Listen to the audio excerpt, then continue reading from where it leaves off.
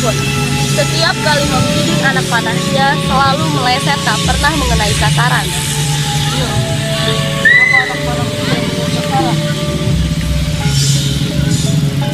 Sang Prabu bertanya heran dalam hatinya. Tiba-tiba Prabu Galuga mendengar suara tangisan seorang bayi di tengah hutan.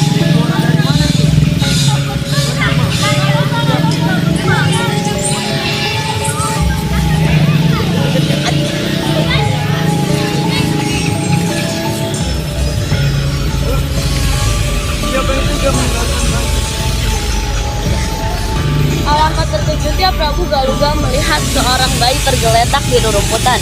Prabu Galuga segera menggendong bayi itu. Bayi itu kemudian dibawa ke istana oleh Prabu Galuga dan diberi nama Nyi Dayang Sumbi. 17 tahun kemudian, sekarang telah menjadi seorang wanita yang cantik muda. Nyi Dayang Sumbi dikenal sampai ke negara tetangga. Hampir setiap pekan datang lamaran, namun Dayang Sumbi selalu menolaknya.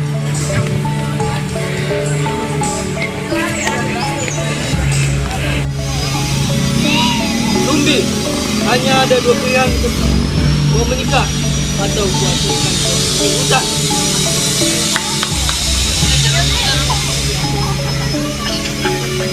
Baiklah, kalau itu memang keinginan akan kubuatkan gua pondok di hutan.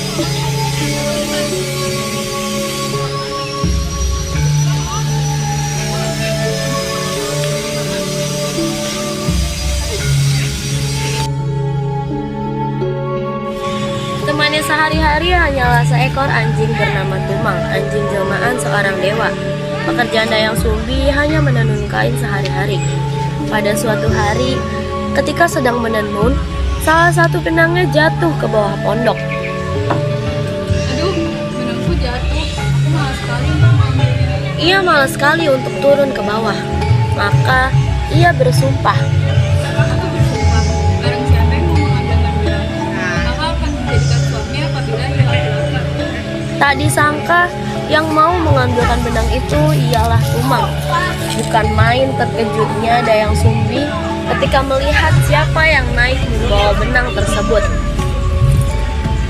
Dayang Sumbi hendak menolak kenyataan, namun tiba-tiba terdengar suara tanpa rupa. Wahai Dayang Sumbi, kau adalah keturunan bidadari. Bidadari yang pantang menjilat ludahnya sendiri. Lagi pula, si Tumang memanglah jodohmu. Sesungguhnya anjing itu adalah jelmaan seorang dewa. Dengan terpaksa, Dayang Sumbi harus bersuamikan dengan seekor anjing. Walaupun anjing itu adalah jelmaan seorang dewa.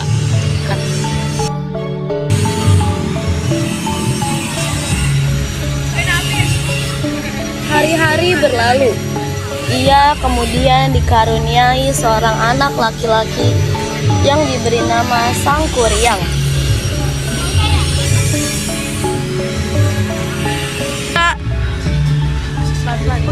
Tak terasa 7 tahun berlalu. Sangkuriang kecil kini sudah pandai berburu binatang seperti kakeknya Prabu Galuga. Ketika ia sedang berburu, ia selalu ditemani oleh anjing kesayangannya. Enggak. Tak terasa 7 tahun berlalu. Sangkuriang kecil Enggak. tak terasa 7 tahun berlalu.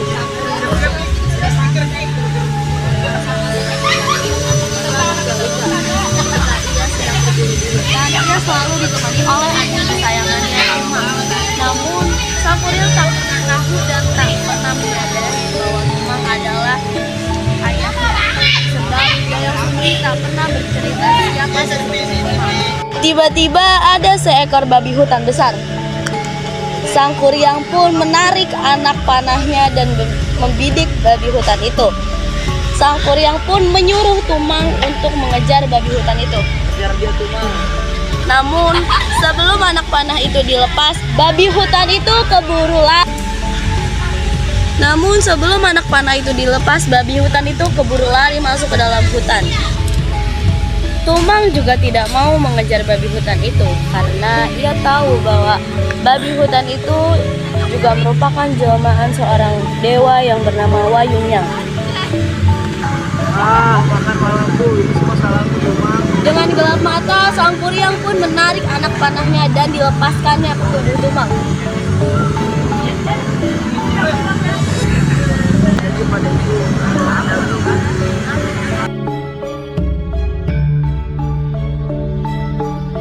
Sesampainya di rumah, Dayang Sumbi terlihat heran.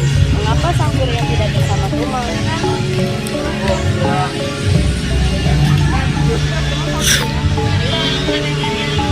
Sebenarnya daging ini ada Tumang.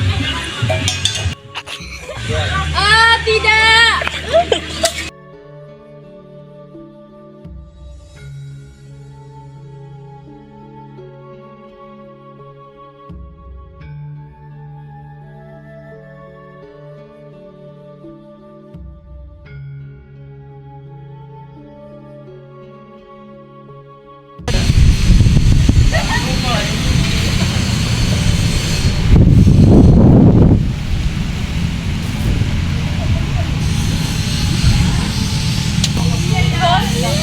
Semakin lama mereka semakin dekat dan saling jatuh cinta. Sampai suatu ketika Sang Kuryang melamar Dayang Sumbi. Wahai Dayang Sumbi, apakah kita hilang? Namun Dayang Sumbi belum bisa menjawab lamaran dari Sang Kuryang. Ketika sedang mengusap dahi Sang Kuryang, alangkah terkejutnya Dayang Sumbi ketika melihat ada bekas luka yang hilang berdahulu. Astaga, itu adalah bekas luka yang Kuryang tak percaya bahwa Dayang Sumbi adalah ibunya. Mana mungkin aku tidak percaya. Kita tidak bisa menikah. Kau adalah anakku. Aku tidak peduli, aku tidak mau menikah. Kau menjadi istrinya. Namun Dayang Sumbi menolaknya karena ia adalah anaknya. Keras ingin menjadikan Dayang Sumbi sebagai istrinya. Akhirnya Dayang Sumbi menerima lamaran Sang Kuryang dengan syarat. Baiklah, tapi dengan syarat buatkan aku kapal besar dengan yang dibuat dalam satu malam. Baiklah, kalau demikian, aku akan membuatkan. Panas. Wahai Jinang Sakti, datanglah kepadaku. Buatkan aku kapal besar dalam satu malam.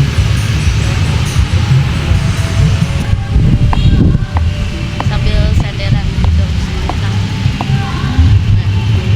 liatin dia kerja.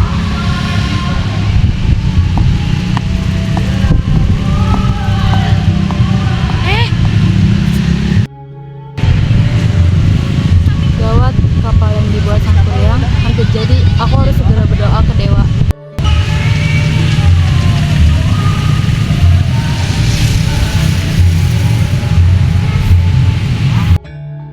Dayang Sumbi dikabulkan oleh dewa. Itu tiba-tiba terasa sangat cepat. Matahari pun menyingsing.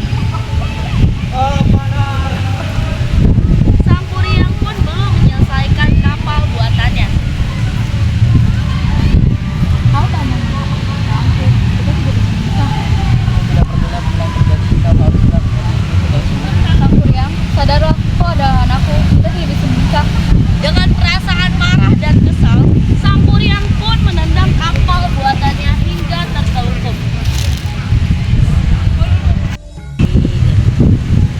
Setelah bertahun-tahun, sekarang kapal itu telah menjadi gunung yang sangat besar dan disebut sebagai Gunung Tangkuban Perahu.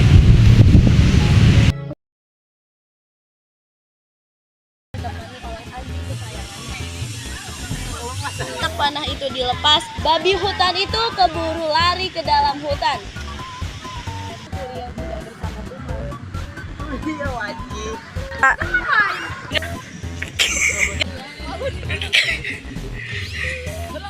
Tidak.